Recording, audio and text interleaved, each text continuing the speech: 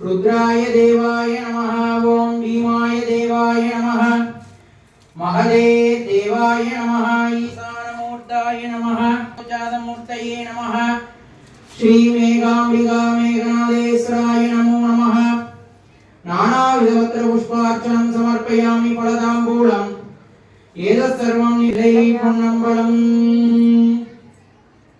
கண்பொழி நெற்றியினாள் திகழ் கையினால்